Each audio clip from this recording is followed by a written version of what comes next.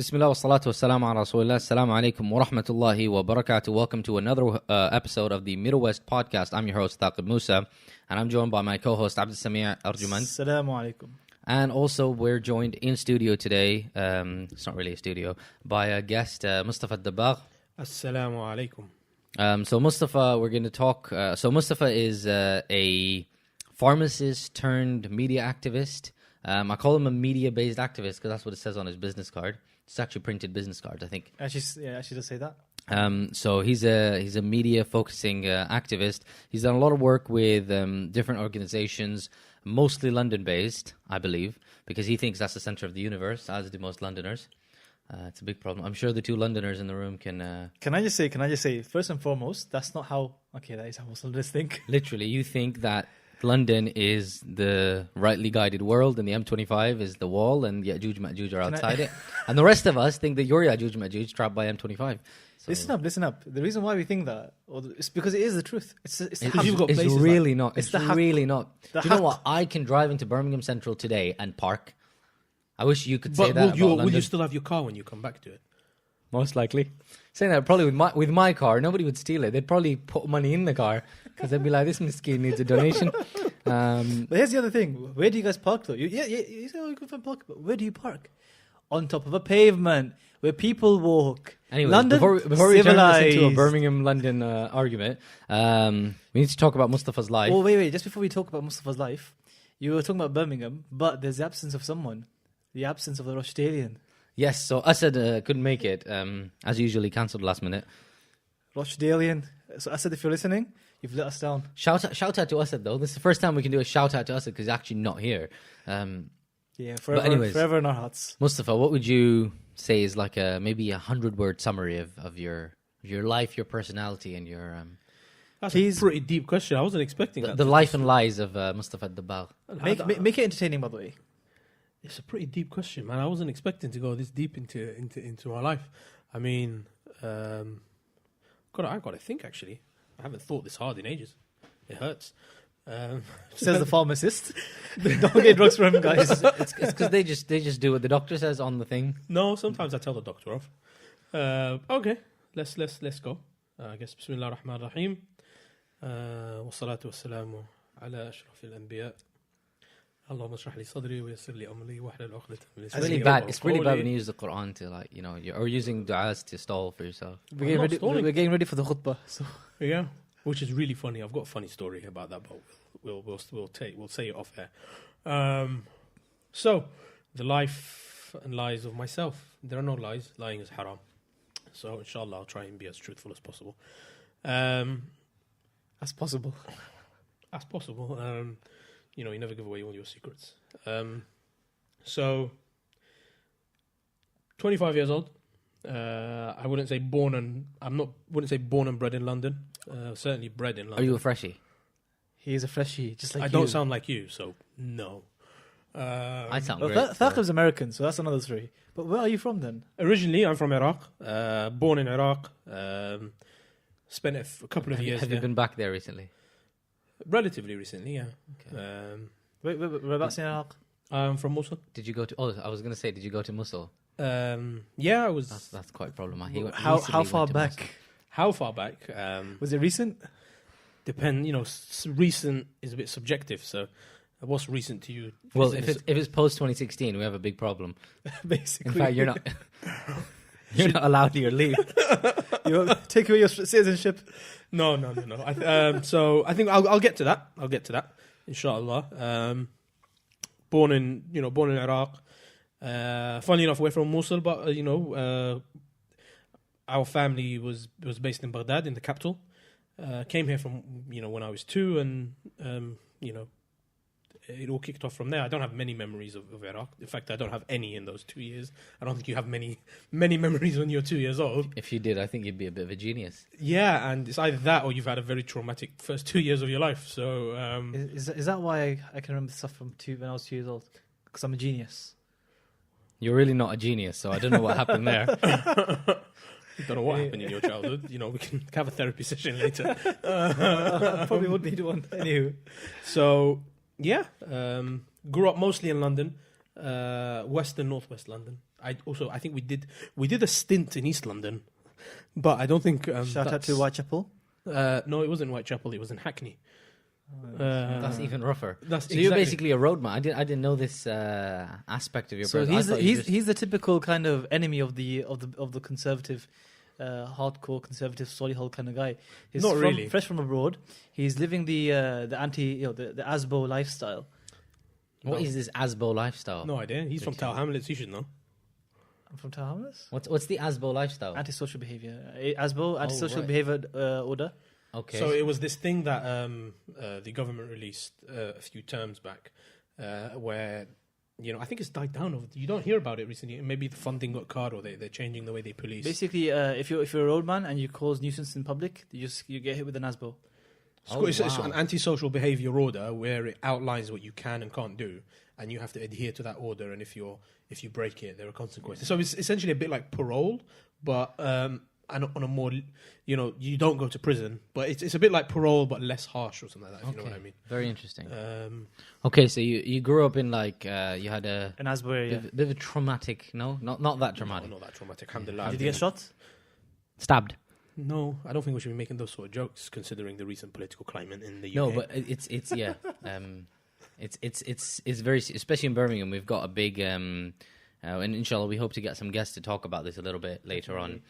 Is that in Birmingham there's been a big the rise in knife crime. It is, and I think that's something we can touch on maybe later when we start talking about the whole the activism work that young Muslims are doing in this country and the scope.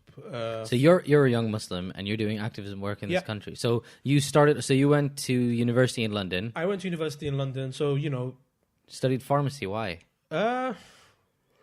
There is actually a method to the madness of studying pharmacy. So in between because Uncle G told me to. No, they actually didn't. They actually didn't. So I think my parents were good in that sense that they obviously do the typical thing that a lot of parents do, where they push you for the whole medicine and engineering thing, because I guess they back home where our parents are from, those professions are considered very, very well paid and well respected professions, and they want that for their kids. So they did that whole typical thing. But I think ultimately, when it came down to it, the choice was mine. But it's an interesting story because I started off wanting to do engineering, and I really, really liked engineering, and I really liked the whole aspect of engineering. And then I did physics at A level, and I was like, oh hell no, I'm not doing this for the rest of my life. Okay, so that's why you didn't go with engineering. But then, how did you choose pharmacy? So engineering, physics, and then I liked chemistry.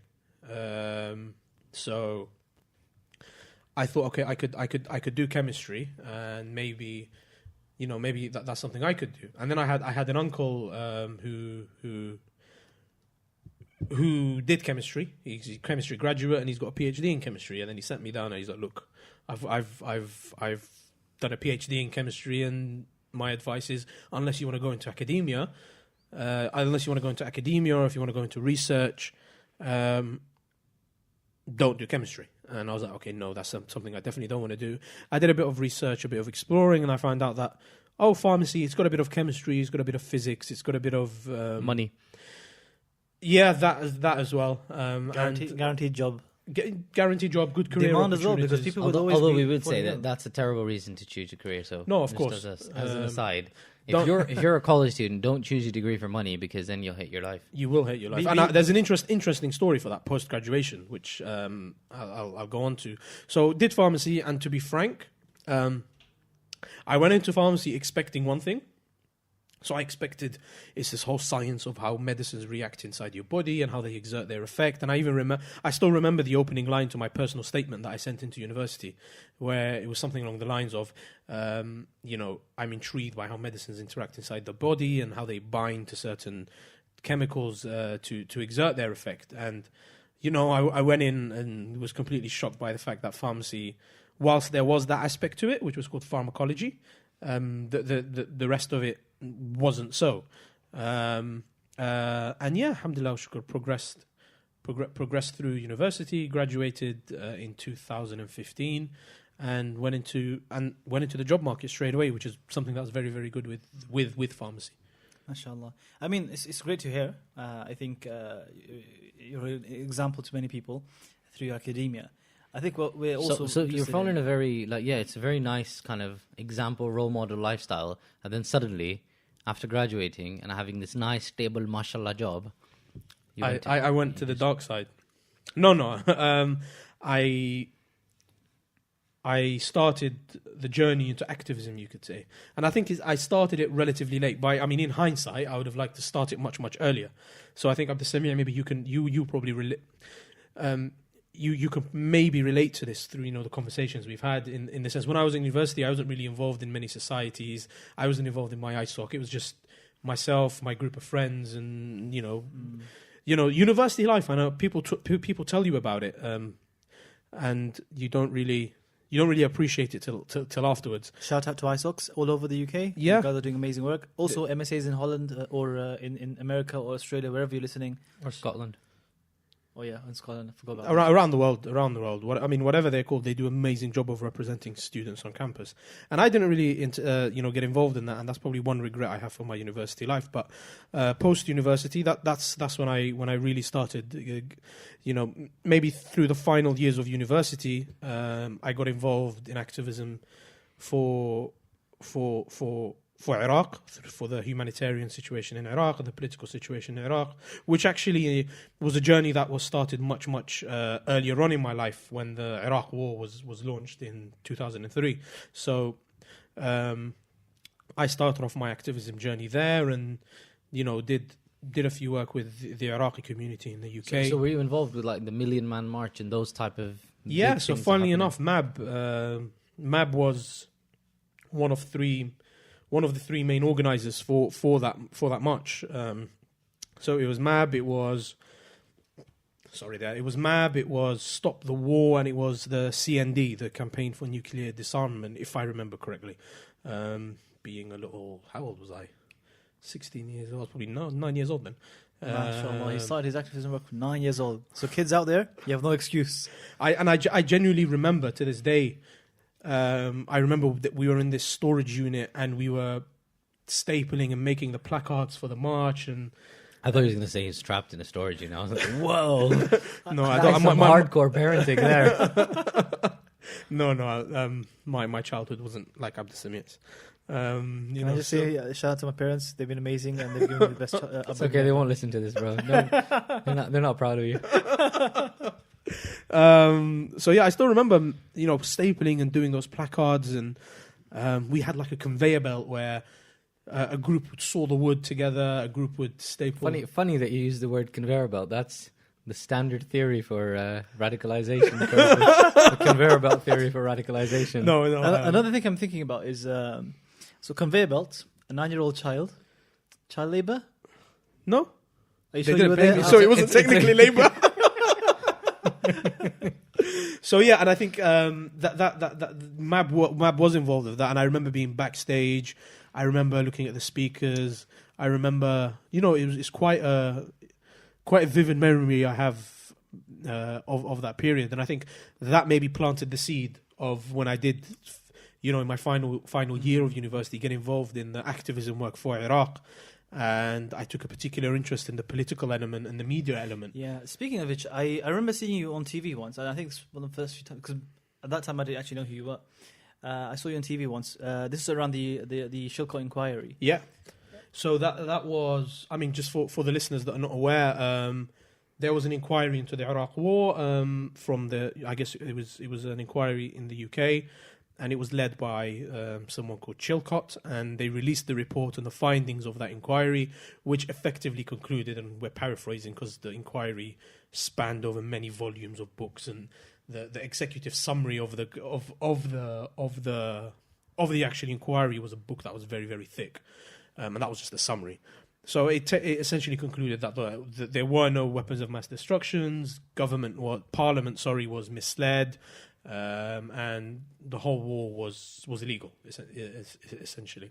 So I think that was my first foray into media. I think that was, I'm trying to remember, I think that's probably one of my first interviews I did. And it was really, really interesting because, and this is where you have to be careful when you're engaging with the media and interacting with the media, that you don't let it get to your head. And in that period, sadly, I think I sort of did, because I remember I was in Manchester, and I was in a mosque in Manchester, and it was around the same time that the FOSIS annual conference was happening. And a brother stopped me and he goes, "Oh, you're Mustafa." And I looked at him, and I said salam back. I gave him a hug, and then at the end I was like, look, I don't mean to be rude, but how do you know my name? How do you know my full name, let alone my first name? And he goes, yeah, similar to what Abdul you just said. He goes, I saw you. I saw your interview. That's what Abdul says to you, like regularly, like, bro, I saw you on TV. No. Is that how you first met? No, we met through. It was actually it was Brexit. Yeah, there was a Brexit conference. Yeah, so Brexit has torn many people apart, but I guess it's brought me and Samir together. Why? That's cute, Why? Why? Ya Allah. Hashtag bromance. So yeah. Okay, so that was your first media foray. One of my first. I'm trying to remember. Actually, no. Oh wow. My first media foray when I was much younger. I think I was in year 4 or year 5. So when you were 9 or 10, you were going on TV doing this. Yeah, and it was surprising. It was around the Iraq War, and I remember. I don't know if you, Thaqib, you might not remember, but Samir, you remember News Round. Yeah. CBBC, like it was news Yeah. aimed at kids. Yes. Aimed at kids, and yes, that was fun. So there was news round, and then they followed up with sports round. yeah, exactly. So I did my first interview was with them, and it was around the Iraq War. It was how young, I guess, British children from Iraqi heritage were affected. And I think we did 2 interviews for them. One, they came to my house, and the other, it was in the BBC studios. And I remember they took us on the tour of the BBC studios, and we went into the Blue Peter Garden, and they showed us where the tortoise was buried or something like that. Did they take you to the Top Gear office? No, unfortunately not. I would have probably been Disappointed. Yeah. But I think that if we're talking about my first ever foray into the media, it was probably then. But I think my first serious one was probably that interview over the Chilcot inquiry, and from then on, it's been a passion, really. So I've always said if I was to go back to university, I'd probably do a media or a PR sort of degree, because that's, I mean, not that I regret doing pharmacy. Mashallah, pharmacy has given me immense opportunities. It's a very good career path to go down, and alhamdulillah, I've got a stable job, and I'm very happy and glad in that sense. But if I was to ever have that choice again, I'll probably do something media or PR related. Right. Now, what do they kind of so in media and PR courses, or anything you're looking at in particular? So could this be a route for someone to go into? Is that like, because I'm assuming you don't want to change career paths to become a journalist, or is that what you? I don't, and I went through a phase where I did. So it was very interesting when I said I'll touch on this when we were talking about chasing the money, and I think so after graduation from university, all pharmacy students have to do something called pre-registration year, where it's essentially on-the-job training. You get paid for it, and you sit a government exam at the end of it, and you pass the exam. Hallelujah, you're a qualified pharmacist. You fail the exam, you have to do a retake, and so on and so forth. So after my alhamdulillah, I did my pre-reg, I passed, and then I got my first full-time job. And I got that job, and it was, and I think I still remember to this day when they told me what the salary would be. And I was like, oh my God, that sounds amazing. I'm a 24-year-old living at home, earning that much money. And I took it. I mean, by no means was it an extravagant amount, but like I said, for a 24-year-old fresh out of university 2 years ago, still living with his parents, it sounded like a lot of money, and I absolutely hated that job. And I guess it just goes to show. This is the thing: if you work for money and you hate your job, then nothing's fun anymore. Nothing motivates you. And I think one advice that I would give to my younger brothers who are going through, they're still going through GCSEs. Not sisters, then. Brothers and sisters. I think he's talking about specifically his siblings here. Yeah. So, right. Okay. Sorry. Having said that, he does have a brother and sister. What are you doing? I don't have a younger brother either. My bad. So I would always advise that never take on a job if it's for the money, unless they're paying you like £10 million to do nothing. Okay, then, so maybe so do that's, that. That's your sellout price. So if Quilliam want to recruit, I did it. I £10 don't million know. and they'll. Funny enough, I remember one of my teachers said, and I think you two will, Yeah. will know who this was. He goes to me, look, if you're ever going to sell out big, because you're going to sell. You've already sold out your hereafter. If you've sold out, you've already sold out. You're probably gonna stuff a lot. Remember a couple of episodes ago we were talking about sellouts in the House of Fir'aun with Abdullah Saif. I remember that episode. Actually, I listened to that episode. Oh, thank you for listening. Yeah. How often do you listen to us? All the time? I think you've had 3 episodes so far. And yeah, I think I've listened to pretty much all of them. I think last week's episode, I'm We'll ask you in 6 months if you've stayed a regular. That's when it really counts. That's when it really And counts. You're right. just for those who do listen and who stay loyal, 6 months later you don't know what's going to happen. There could be a giveaway of some sort. I ain't giving away anything, mate. I'm looking at Thaqib that day. I'm looking at him thinking, Listen, I'm cheap. If we have anything, I'm keeping it. Oh god! The only giveaway you can do is give stuff to me, He'll take it with open arms, and then I hide it under my mattress. and then he'll drop it on the floor and absolutely shatter it. by Like he just did. the way, just to let you guys know how much of a heart attack this conversation has given Thaqib, you might have heard something in the background. That was literally Thaqib falling. He's silent Continuing now. on to what kind of this is something you've talked about, how you had your first media interview and then you went on, but what kind of drove you to switch away from pharmacy into kind of media and what do you think qualifies you to be a media focused activist rather than just a regular old activist? I think it's that key word you said there, focus. So I think the pitfall that a lot of young activists do, and is something that I'll hold my hand up and say I'm guilty of, is we come in with this drive, with this vigor, with this fire inside of us to work and to make a difference and to serve our community, and we just get involved in everything, and slowly but surely we feel ourselves burning out. It's like, think of it as a candle, and then you light the wick at the top, and then you're moving the flame, you're moving the match around the candle. It will start melting faster and faster. Whereas if you focus your efforts into one particular field or one particular passion, you'll always be giving your all to that particular field. Of course, within all our activism journeys, it's all very heavily volunteer focused. So you'll have your ups and downs as everyone does, but it's all about focus. So I think the key word there is focus. So it's about finding something that you are passionate about and that you feel that you want to make a difference about.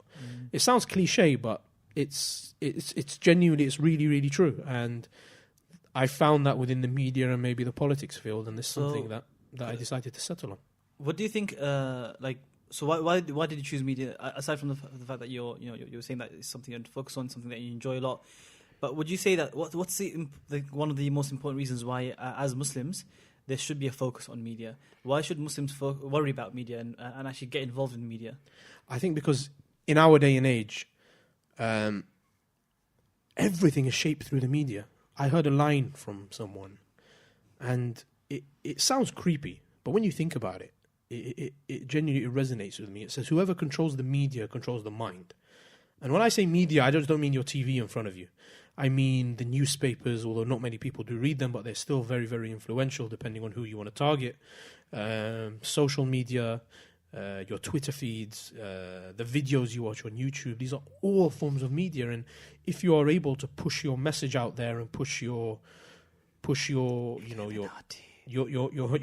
message out there to people, you'll be able to reach millions within maybe a short space of time. And so I think it's something that we can utilize in the da'wah that is very, very underutilized. That I think a lot of Muslim organizations nowadays, they're still coming to terms or coming into, dare I say it, the 21st century, where we're in this digital age where, because of because of the different multimedia channels we have, the world has become this sort of global village that is connected, and it's the perfect opportunity for us Muslims to put ourselves out there and to counteract this narrative that we see throughout the world, and that's been going on since probably 9/11. And you have to distinguish, by the way, the media landscape pre 9/11 and post 9/11. And since the tragic events of 9/11, the media landscape has shifted massively, and us as Muslims, we need to take, as they say, I'm full of cliches today, take the bull by the horns and change that narrative. That narrative won't change itself.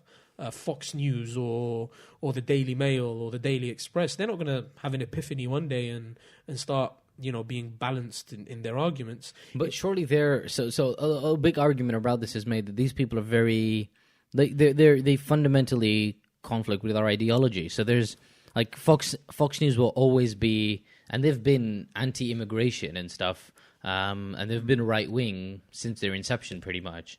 But it's just Muslims are the current punching bag. So we're never going to change that, are we? No, but I think it's that particular attitude, if I might say so, that has led us to where we are. And a lot of Muslims, or a lot of, I say, people from immigrant backgrounds have this mentality of I mean, in Arabic they call it... Well, surely that's a thing we need to change. I mean, I know Muslims, like in this country especially, 90% or so are from immigrant backgrounds anyways, but that's not a necessity. Neither does it have to be a fact that remains forever. So it's not like, I feel like we keep and I was reading a post by Imam Mark Manley in the US today, and he was saying that doing media work, Muslims always, or Muslim majority, because he's born and bred, like he's Black American, so he's been like, he doesn't get with this whole migrant attitude. His ancestors were forcibly migrated many generations ago, and that's kind of a. Do you think we have a responsibility to change that perception as well, in that Muslims are a migrant community? Yeah, of course. Because we tend to focus our narrative around Muslims as a migrant community, but I think that's not true, and that shouldn't be.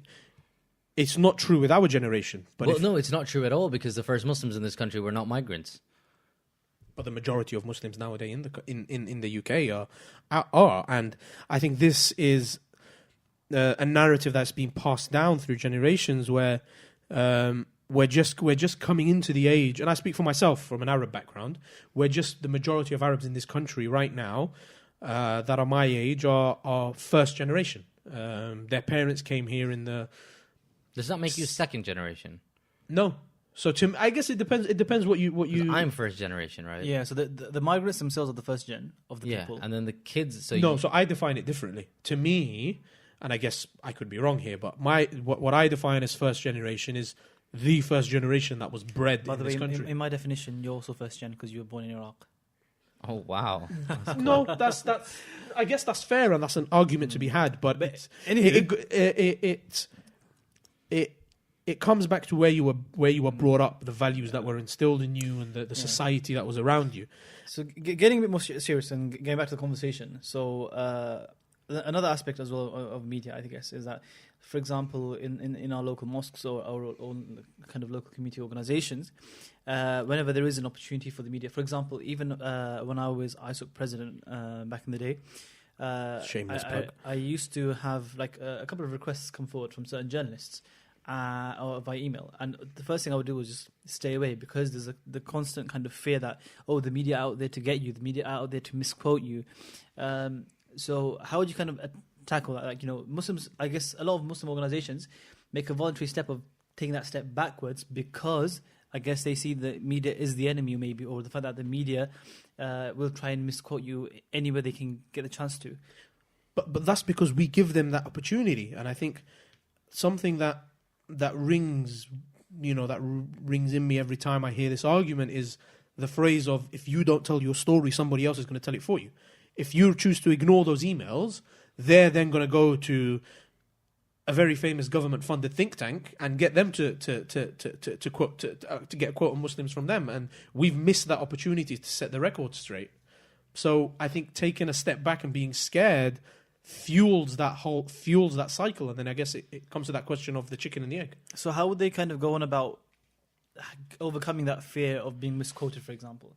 For example, let's just say I'm a random, Harith, who's ISOC president.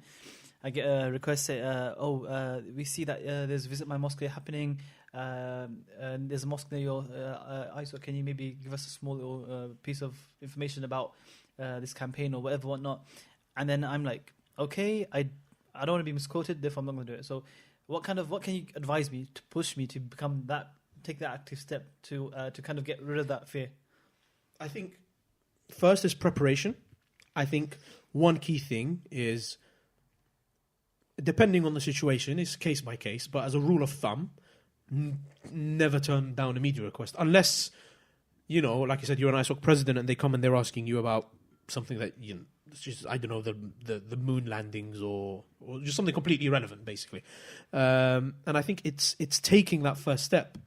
I mean, the very, very few people in the media are there out to get you. Journalists are there to tell a story. And believe it or not, a lot of journalists are genuinely passionate about what they do, and to them it's about telling the story and bringing people closer together. With networks like Fox News, for example, if they contact you to ask for an interview, I'm presuming they'll only publish the interview if you say something that, or you slip up or something. If you just but I think it depends. I guess that will come back down to whether the interview is live or recorded. But I think we just need to be more proactive in the media sphere, and that's something I've been hammering on about for a good few years. And yes, I'll be the first to put my hand up and say that I need to do more. We all need to do more to be proactive. But without being proactive, that cycle of misinformation and is just going to continue to grow and grow and grow, and you'll get other channels like Fox News propping up. So to that ISOC president who's been asked by the Birmingham Telegraph to come and discuss Visit My Mosque in his area, seize the opportunity and go there and prepare and sit your friends around a table and come up with maybe 4 key lines that you want to deliver, and memorize those lines and have practice interviews with your friends and just go out there and kill it. And so just to kind of let's work in the real world for a second. Maybe this is a chance for you to kind of explore your skills as a media consultant, if you can advise me. Let's just say I'm at KCL ISOC. We all are aware of King's College, London. King's College, sorry. You see, London, KCL, we all know what that is. Because obviously London's the centre of the world. Exactly. We have the King and they have the Queen, Queen Mary and Kings. Anywho, so we all know what happened recently. For those who don't, certain students who the university deemed might be a threat had their cards... So the Queen, I think if you take a step back there, yeah. The Queen visited the university, yeah.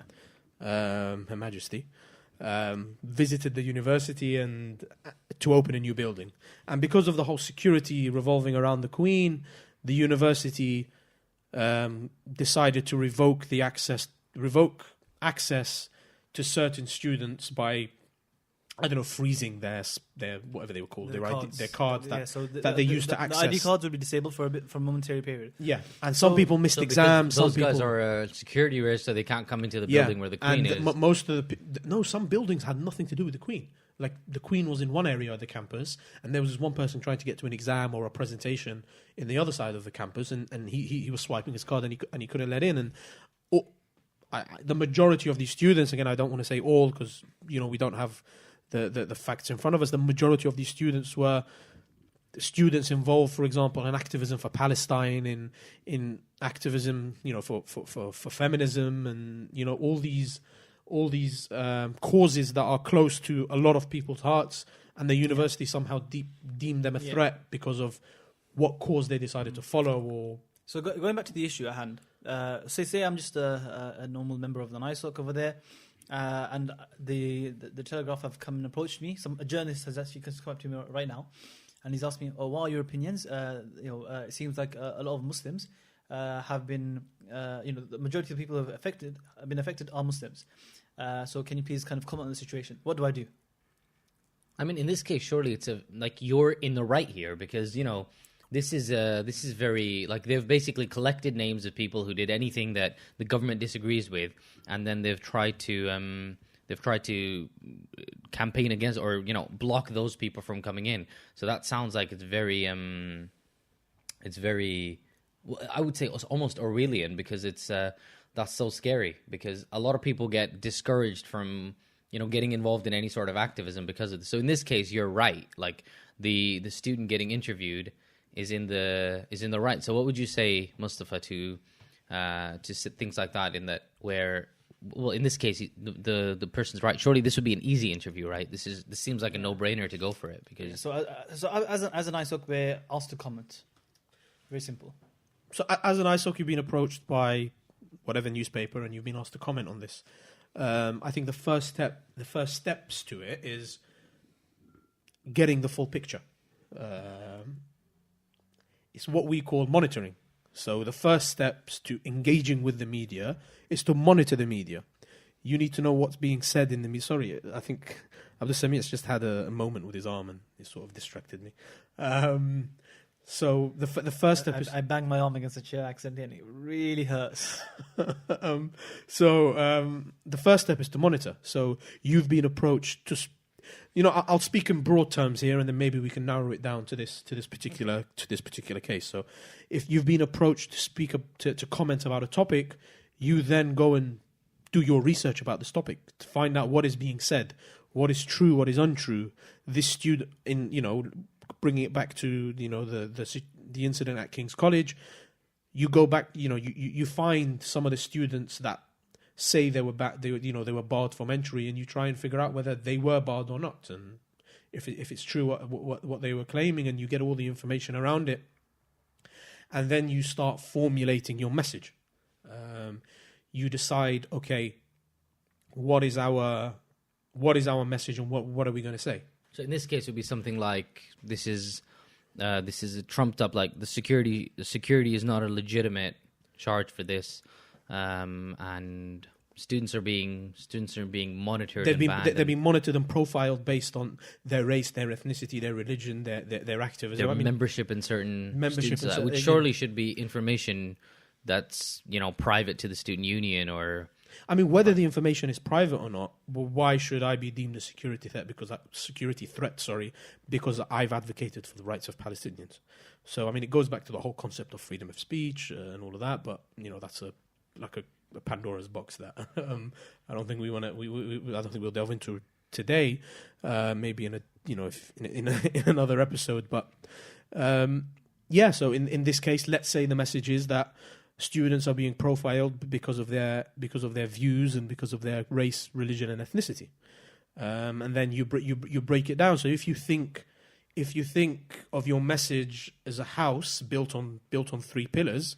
The roof of the house is your overarching message. The pillars will be how you deliver those messages. So the foundation will be facts and figures, and that's what you do when you're monitoring. You try and find these facts, and you try and find these figures, and then one of the pillars would be I'm trying to think of the right word to use. Would be comparison. Try and find stories to compare this to, racial profiling and whatnot, and maybe compare it to the ongoing prevent strategy and whatnot. And you work through each one of these single pillars to come up with your message. And once you've come up with your message, you find a way to phrase it. The good thing about newspapers is you can script what you say. You can go in there with a prepared statement. And just deliver it, and you do that, and then it's about pushing your message out there. So there are different avenues to push your message, and I think we underestimate the power of social media. And it's as simple as finding a journalist on Twitter and sending them a DM and saying, "Hey, I'm Mahmoud from King's College ISOC, and this is what happened in our university, and I have a group of 50 students that were banned, and this is our story," and try and just sell it to the journalist. You know, have no shame in DMing as many journalists as possible. That's their job. And one thing I've learned over the time over the, the past 4 or 5 years that I've been involved in this is, you come to the journalist with a story that's already there, they will love you forever. They will always come back to you for more. Because, you're just making their job You're making easier. their job easier. They don't have to write the story. One of my trainers, one of my teachers likes to use this phrase, which I don't completely agree with, but it's sort of true. They go that journalists are lazy people. Not all journalists are lazy people. If you give people a job that's done, everybody's a lazy person. Yeah, exactly. So if I'm a journalist sitting at my desk trying to come up with, what are the top stories today that I can be talking about? It might be a slow news day, as they say, when there's nothing really happening in the world, and that's when you see articles about, I don't know, different shades of purple or whatever, or these weird stories that you come across on BBC sometimes, just because maybe they're having a slow news day. And when you come to this journalist and say, "Hey, Mr. Journalist, I've got this story for you. Here you go," and maybe even or Mrs. Journalist, because we're Mr. or Mrs. Journalist, or they or person, or that's very PC. Yeah, we have to be. It is Middle West PC. Just so as we are starting to wrap up, I had a final question for you. We had we've had like a discussion around the New Zealand mosque terrorist attack, and over the past week we've seen a lot of media coverage, especially on the Friday following it. We saw that the Prime Minister was there. They live streamed Jummah prayers, and it seems like that was great. But at the same time, a lot of news organizations, including the BBC, have continued to refer to this as mass shooting for some of their articles. So do you think, from your perspective working in media, that the coverage on this has been very good, very positive? Have Muslims started to reclaim that narrative that you were talking about in the beginning, or is it still... So I'm a bit of a... pessimist, optimist? Yeah, a bit of pessimist. I guess I can be a bit... I wouldn't say pessimist. I'm a bit of a realist. Had it not been for... That's what every pessimist says. Exactly. Yeah, exactly. Or a cynic, or whatever you want to call it. I genuinely think, had it not been for the Prime Minister of New Zealand, and shout out to her, she's been an exemplary leader over the past week. Calm down, she's married. May God put happiness in her marriage. I'm just saying, though you're praising her, I'm just the world lacks leaders. All right, Abdusamir, calm down. Calm down, reading messages into situations. Please continue. Yeah, so the Prime Minister is genuinely, that's very surprising to see. Had it not been for her, had it not been that in her first press conference she called it a terrorist attack, I don't think it would have been, it might have been thrown about here and there, but I don't think it would have made as much news as it has. So I don't think we've claimed that narrative. I don't think we can take credit for that. But I think it's the right step in the right direction, and it's about Muslims capitalizing on this now. It's about Muslims in this country putting pressure on their politicians, on their representatives, to finally adopt a definition for Islamophobia, maybe. And shout out to the political parties here in this country that have done that. We're just waiting. Lib Dems and Labour have done it. Conservatives haven't. Conservatives haven't. And what about Green Party and some of the other? I'm not quite sure about the Green Party. But the two parties that have done it officially are the Liberal Democrats and the Labour Party. The SNP have been very sympathetic to the findings of the APBG's the All-Party Parliamentary Group definition of Islamophobia. I love how you did APBG. Yeah, that's a very because I'm Arab. ABBG basically. It sounds like another thing that has P and G in its name that us Arabs are familiar with. So in your opinion, we need to put a lot more pressure. Definitely, it's about engaging more with the media. the best time to sell a story and push yourself in the media is when you're already in the media, and it's about taking a tragic situation and spinning it to your advantage. Doesn't that sound a bit like political opportunism? Exactly, and that's where people disagree. I mean, a lot of people disagree with me on this point. I'm all for seizing whatever opportunity you have.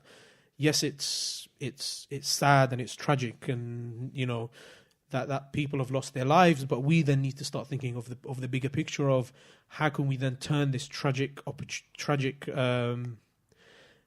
news into an opportunity. Tragedy. This tragedy or this tragic news into an opportunity for us to excel and to reclaim our own narrative and to start telling our own story.